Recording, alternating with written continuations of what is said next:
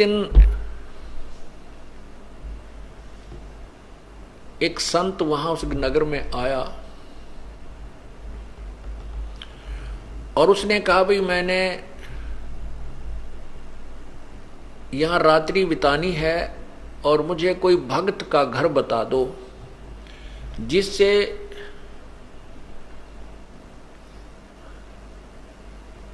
मेरा जो है भक्ति कर्म ना बिगड़े, मैं अपना साधना भी कर लूं उस भगत के घर बैठ के और मुझे 2 रोटी भी मिल जाए। तो उस संत को गांव के उस नगर के निकम्मे से व्यक्ति मिल गए। वो कहने लगे बाबा जी साधु संत तो नगर से बाहर रहा करते हैं और जिस प्रकार के आप भगत चाहते हो वो हम बताते हैं। वो सामने इधर चले जाओ, ये रास्ता जा रहा पगडंडी सी और वहां एक भक्त रहता है बाहर, सपरिवार वहां रह रहा है, आप वहां जाओ। अब महात्मा उस संत ने सोचा भी बिल्कुल सही बात है, जंगल से भगत तो बाहर है तो और अच्छी बात है। तो वो चला गया वहां, साधु वहां चला गया और वहां वो बहन जो अजामेल की पत्नी थी गणिका, वो घर पे थी। साधु ने आवाज लगाई, नमो नारायण किया तो वह लड़की बाहर आई कि आज कौन आ गया इधर। और पुण्यात्माओं ठीक है, वर्तमान में कोई भी प्राणी कितनी ही गलती कर सकता है, लेकिन उसके पूर्व जन्म की कोई पुण्य कमाई होती है, वो साधु संत या सत्संग के विचार सुनने से वो अवश्य अंगड़ाई लेती है, वो एकदम उभर कर आती है। ये कौन थे अजामेल और जो गणिका वो वैसा, वो कौन थे? ये पूर्व जन्म में दोनों साधक थे। वो भी वैराग्य थी और ये अजामेल भी वैराग लेकर के बाहर भक्ति के लिए, जैसा भी इनको मालूम था अपनी उस परमात्मा के नाम की, जैसा जिस संत ने कोई बताया था, वो साधना शास्त्र विरुद्ध भी ये कर रहे थे। जैसे ओम नाम की साधना तो शास्त्र अनुकूल है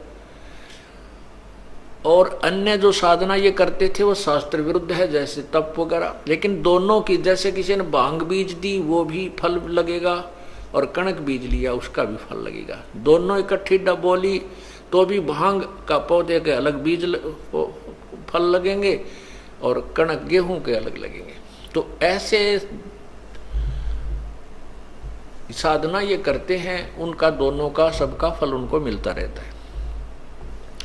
जैसे तप करते हैं उसे राज भी होता है और सिद्धियां भी आ जाती है, लेकिन मोक्ष नहीं हो सकता इनसे।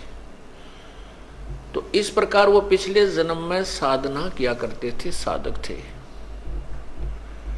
और जो अजामेल अब बदनाम हो रहा था, ये पूर्व जन्म में ऐसे ही एक साधक था, हठ योग करता था। और ये हठ योग करते करते इसने अभ्यास कर रखा था समाधि लगाने का।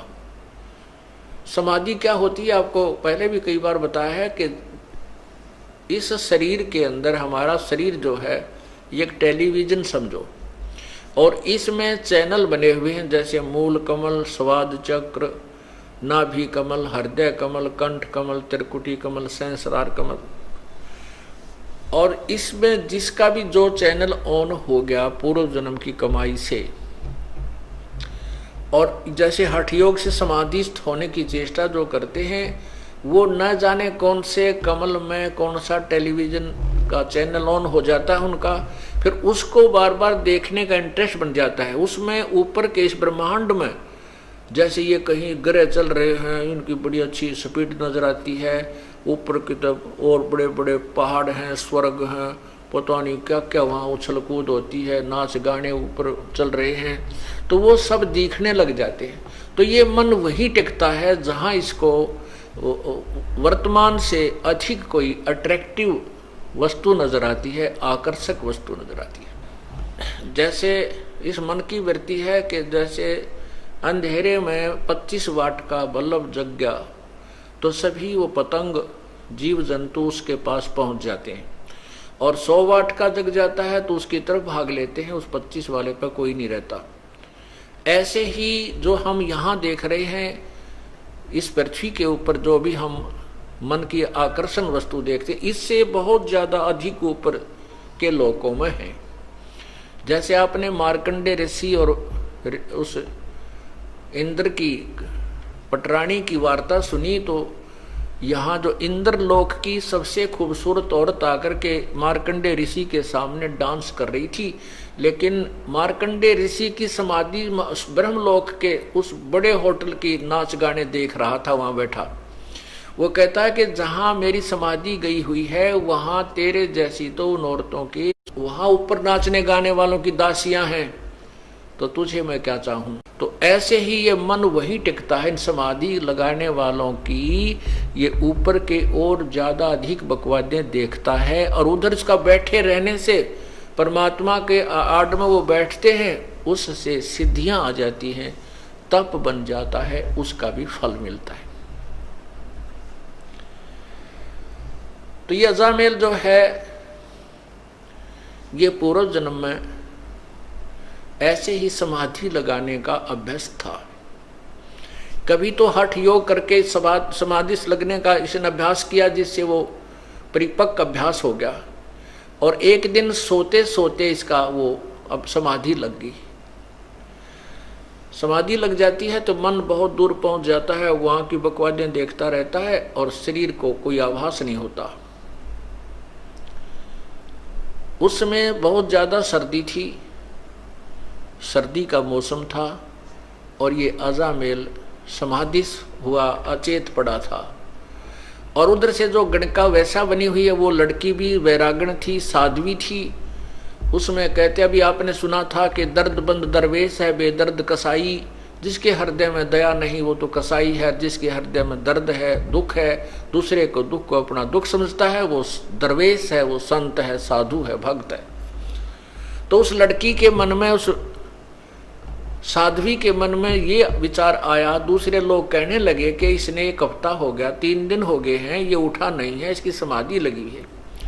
तो उस बहन के मन में ऐसा आया कि कहीं इसका साधु का शरीर नष्ट ना हो जाए, सर्दी ज्यादा है, कहीं इसके प्राण ना चले जाएं।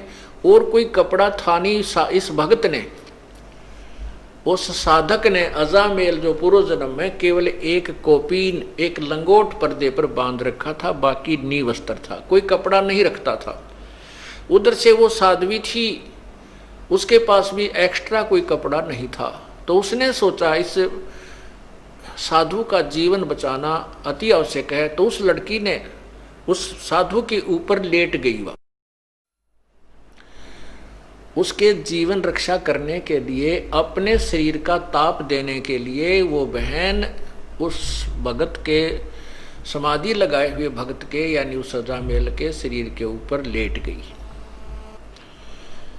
अब लेट गई तो वो शरीर गर्म हुआ। कुछ देर के बाद उसके वो जो ऊपर ड्रामा देख रहा था वो खत्म हुआ। जब वो वापस आया एकदम शरीर से बाहर, तो ये तपस्वी जो होते हैं ये ततैये बन जाते हैं, भेड़। ये नहीं देखते तुम किसको डस रहे हो, जरा सा हाथ लगते जैसे भेड़ डंक लगा देती है, सर्प डंक लगा देता है, ऐसे बन जाते हैं, ये सिद्ध बन जाते हैं इन साधनाओं से। जो ही उस संत, उस भक्त की आंखें खुली, समाधि टूटी, अपने ऊपर एक स्त्री को लेटे हुआ देखा, तो उस जन्म में तो ये ऐसा साधक था कि स्त्री को टच भी नहीं करना से अपना धर्म भंग समझता था। तो उसने उस औरत को ये सोचा कि ये मेरा धर्म भंग करने की चेष्टा कर रही है, उसको श्राप दे दिया कि तू वैसा बनेगी अगले जन्म में। तो उधर से वो भी उससे कैसी थी, दया तो थी उसमें, ये तो साधु में होता है, तभी तो भगवान की साधना की तरफ चलता है, दयालु जिसमें दया होती है। लेकिन जिसको साधना ठीक नहीं मिलती वो दयालु होकर भी दुष्ट कर्मों से नहीं चूकते। उधर से उस लड़की ने उसको श्राप दे दिया कि तू भड़ुआ बनेगा, अगले जन्म में तू भड़ुआ होगा। अर्थात व्यभिचारी होगा। तब जब उन दोनों का वो पारा सा उतर लिया छो का, फिर विचार करने लगे। तो उस लड़की ने कहा कि नालायक, मैं तो तेरे शरीर को गर्मी दे रही थी, मैंने तेरे जैसे निकम्मों की कोई आवश्यकता नहीं, मैं फिर घर क्यों त्यागती अगर मैं ऐसे कर्म करती। मैं तो मुझे पता लगा कि 2-3 दिन से तू बेहोश पड़ा है, कहीं तेरा शरीर नष्ट ना हो जाए, मैं तो इसलिए तेरे शरीर को गर्मी देने के लिए, और कोई वस्त्र ना था मेरे पास, अपने ही शरीर से तेरी रक्षा कर रही थी। तब वो महसूस किया उसने भी कि बहन मेरे से गलती बन गई। अब वही तो बात है ना, कहते हैं तीर कमान से और वचन जुबान से निकलने के बाद वो वापस नहीं आता। तो सोच समझ कर हमने हर क्रिया बोल चाल करनी चाहिए। तो उसी के परिणाम स्वरूप वो तो वैश्या बन गई, वो बदचलन बन गया, दोनों का फिर संयोग हो गया। अब वो पति पत्नी रूप में, फिर उसके बाद उनका काफी प्रेम बन गया। जैसे जब उन्होंने पता लगा यथार्थ था कि उस भक्त ने भी पता लगा कि तू कुर्बान थी, तेरा शरीर की रक्षा की, तो उनका आपस में बहुत ज्यादा लगाव बन गया, आपस में प्रेम बन गया, एक दूसरे ममता बन गई। बिल्कुल वो उस जीवन में ब्रह्मचारी रहे और बिल्कुल ठीक रहे। लेकिन वो ममता जो आपस में युकाल का तो जाल बड़ा भयंकर है, वो आपस में मोह फंसा रहा। उस मोह ने ये फिर कट्ठे लपेट दिए, अगले जन्म में ये पति पत्नी बना दिए, और साथ में वो वैश्या बन गई और अजामेल बन गया, ये बदचलन बड़ुआ। अब वो साधु वहां संत पहुंचा उसके द्वार पे, तो वो लड़की जो गणका बनी हुई थी वो एकदम बाहर आई कि हमारे द्वार पर नमो नारायण करने वाला कौन आ गया। तो गाली देने वाले तो बेसिक आ जाते थे, और आज ये परमात्मा का नाम उच्चार करने वाला कौन आ गया। एकदम वो बाहर आई और कहते हैं पिछले जन्म की जो साधना की हुई होती है, वो भक्त आत्मा मनुष्य जीवन से जब आते हैं तो शीघ्र भक्ति पर लग जाते हैं। चाहे वह कितने ही दुराचार करता है, चाहे कितने ही वो विकार करता है, शराब पीवे, मांस खावे, चाहे तम्बाकू सुल्फा पीता है, वो पिछले जन्म का जो मनुष्य शरीरधारी प्राणी होता है और पिछले जन्म में कुछ भक्ति की हुई होती है और वर्तमान में कुसंगत में फंस जाता है, वो तुरंत त्याग देता है उन बुराइयों को और परमात्मा की भक्ति में उसी प्रकार सपीडता लग जाता है। अब उस भक्तनी ने बाहर आते ही ऋषि के चरण दिए और कहा हमारे कौन सा पुण्य उदय हुआ, हमारे द्वार पर साधु संत आए हैं, आओ जी बैठो जी। अब साधु ने संत ने सोचा भी कति ठीक ठिकाना आ गए तो बहुत भगवान आत्मा मिल गई और बहुत ही अच्छे भक्त मिल गए। अब अंदर जब पहुंचा तो उसने एक चारपाई थी जिसी घर पे, वो उस पे बिछा दिए सुंदर कपड़े धोए धाए, साधु बैठ गया दच के उस चारपाई के बीच में। दोपहर के बाद का समय था, 2-3 बजे 4 बजे, और वो अजामेल गया हुआ था जंगल में शिकार खेलने, शिकार लेने के लिए। कोई मर्ग, कोई पशु पक्षी मार के लिया करता डेली और हाथ तक काट कर शराब पिया करता वहां जंगल में बना करके मदिरा। तो वो आया, उसने क्या कर रखा कि कंधे पे लठ और लठ के अंदर एक वो टांग रखा हिरण मार के, और आते ही वो पटक दिया आंगन में। जड़ महात्मा बैठे थे उसके साथ में ही, और नो पटक, जब नो ना देखा कि महापुरुष बैठा सामने, उसने आते ही दुखी सा हो रहा था, कहा ले भगवान तो सारा दिन में एक का पाया, सारा दिन लग गया, एक ही मर्ग मिला, बड़ी मुश्किल से हाथ लगा। अब जब उसने वो मर्ग वहां पटका तो वो साधु की नजर गई, भाई के खुड़का हुआ कौन बोला। जब उस संत ने देखा रही तो भाई कुकर्मी आदमी है, कौन आ गया इनके भगतनी के घर में, मांस ये मर्ग मार रखा इसने। तो उस लड़की से पूछा बेटा यू कौन है, कौन आ गया तेरे घर में। वो कहने लगी जी ये भगत जी है आपका, ये आपका सेवक है, बाबा जी ने ठा लिया जोड़ा, जब अड़ कसू गलत जगह आ गया भाई, तू तो यो किसा सेवक मर्ग मार के ला रहा। तो फिर उसने देखा कि तो संत था, आया हुआ है आज तो तुम्हारे दरबार पे। अब उसके अंदर भी जो पूर्व जन्म की भक्ति थी वह जागृत होगी। परमात्मा कहते हैं कबीरा दर्शन संत के परमेश्वर आवे याद, और लेखे में वाह हेगड़ी बाकी का समय बाद। तो उसी समय उस अजामेल ने भी पैर पकड़ दिए और उस बहन ने भी, उसकी पत्नी ने, और कहने लगे महाराज हमारे द्वार से आप नो मत जाओ, अब पहले पापी आत्मा है और आप जैसे महापुरुष हमें कोई सदुपदेश नहीं देंगे, हमारा कोई रास्ता मार्गदर्शन नहीं करेंगे, तो हम बुराई कैसे छोड़ेंगे।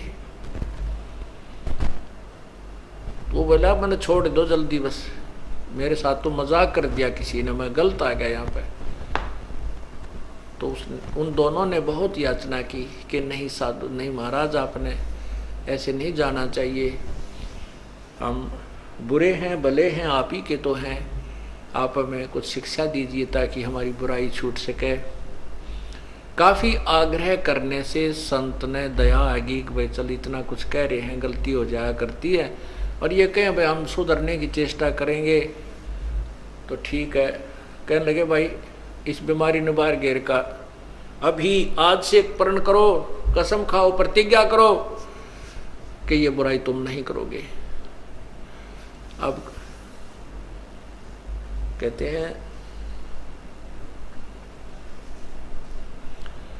साधु दर्शन राम का, मुख पे बसे सुहाग, और दर्शुनी को होते हैं जिनके पूर्ण भाग। अब वो पूर्ण भाग थे क्योंकि पिछले जन्म की कमाई थी, और किसी ना किसी जन्म में वो परमात्मा की शरण में रहे हुए होते हैं। जो प्रभु आते हैं प्रत्येक युग में आते हैं, और वही कमाई उनको मनुष्य जीवन दिलवाती रहती है। बाकी जो अन्य हठ योग आदि करते हैं वो तो मलाई यहीं खत्म खर्च करते रहते हैं, सिद्धियां प्राप्त करके या कोई राज्य प्राप्त करके फिर पैरेलल हो जाते हैं।